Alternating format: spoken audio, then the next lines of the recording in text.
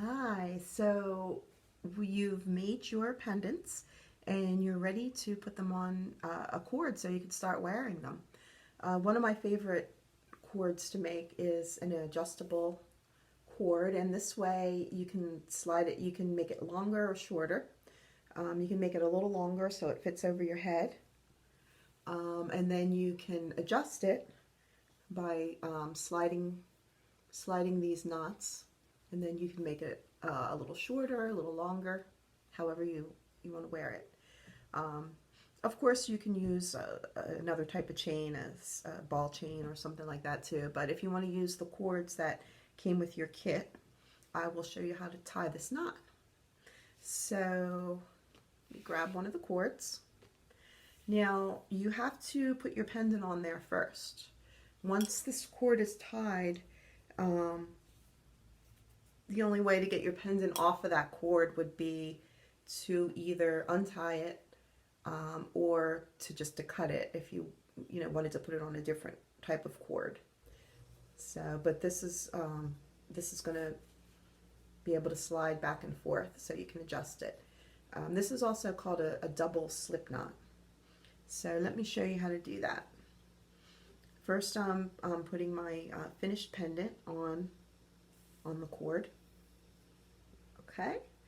Now I'm going to try and do it against this white background so you can really see what I'm doing. So the first thing I want to do is cross my pieces, and I'm kind of holding it in the middle. Now don't be worried if you don't get this the first time. It took me a little bit to learn it.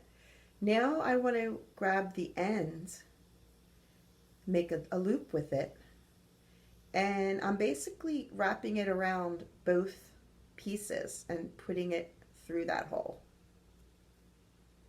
Okay, so I'm going to do, so basically I'm tying a knot, but I'm putting it around both. I want the knot to catch both of these. So then I could pull that tight.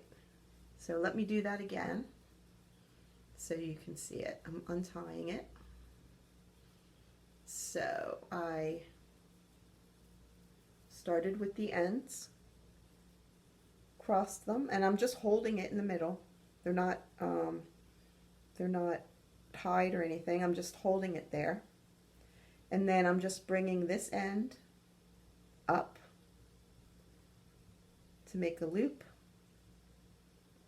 And then I'm putting that through the loop and tying a knot. All right, if you have a really long tail here, you can either, I would pull this really tight. You can trim it. Another thing you can do if you don't want to make your string shorter is I'm loosening this up again and I'm pulling that end really short. So I'm going to hold the little nub end of that and push the knot down further. So I'm taking up that end. So just make that really tight. Okay, now I'm ready to do the other end. And usually I turn it so I'm looking at it the same way. And so this is one end's attached and one end isn't. And you'll see this can already slide. So now I want the other end to slide too. So I'm basically going to do the same exact thing on the other end. I'm going to grab this end, bring it up into a knot. Oops. Bring it up into a knot, and then bring that knot around and through.